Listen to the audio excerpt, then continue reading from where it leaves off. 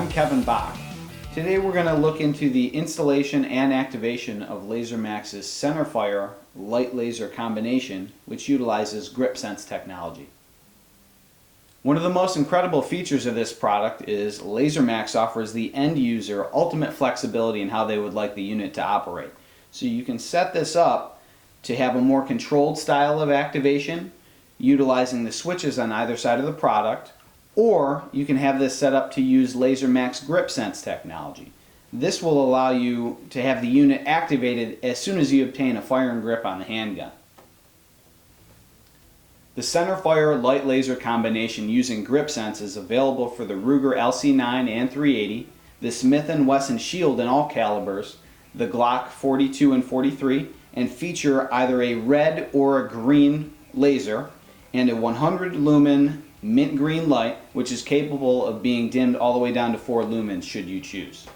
Before we get started, it's imperative that you make sure both visually and physically that your firearm is unloaded and that you don't have any live ammunition in your work area. So let's get started installing this on your firearm. Inside of the package, you're going to find the two halves of the laser body held on with a twist tie.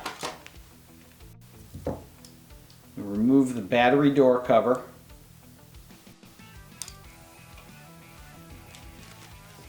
You have your LaserMax operator's manual, a bag containing your parts, which include two 1/3 N lithium batteries, a hex tool which is used for mounting, an alignment tool, 2 mounting screws, and a laser warning label. LaserMax offers a 5-year warranty on all of our products. In order to register for warranty, you'll need to enter the serial number. That can be found on the bottom side of the box and on the white label on the inside of the product.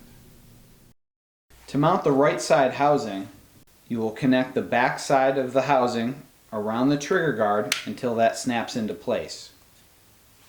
You can then place the left side housing at about a 45-degree angle back into the rear of the trigger guard, and that'll snap down where it needs to be. The mounting screws are 2 different sizes. The shorter of the two will be placed closer to the trigger guard, and the longer of the two will be placed near the barrel. You can tighten these down using your provided hex tool. A good way of gauging the amount of torque needed is to use the shorter of the two sides when screwing this down. At this point, you can install your batteries, ensuring that the positive side is facing the positive connector inside of the body of the laser, and then the negative will be connecting as well. At that point, you can install the battery door cover.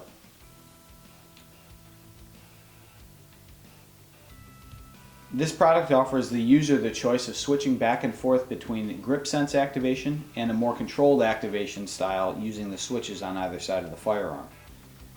To change between modes, you'll take your hand out of the detection zone, which is located on the bottom side of the trigger guard, and you'll press and hold the switches on both sides of the firearm for approximately 5 seconds. When you see one flash of light, that'll tell you that GripSense is disabled.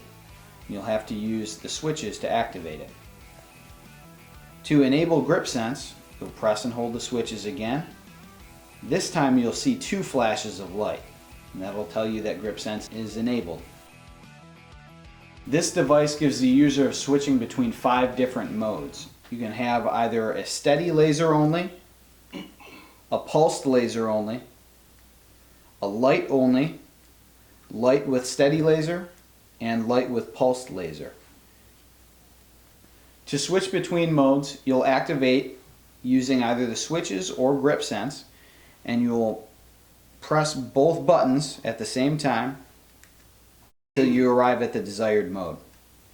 You'll have to take this to the range and live fire it to verify alignment, but you can get a rough idea of where this is going to be, aligning it to the iron sights on your firearm. To do so, you'll pick a spot on the wall approximately 10 yards away or so, and you will align your laser aiming point directly behind your iron sights.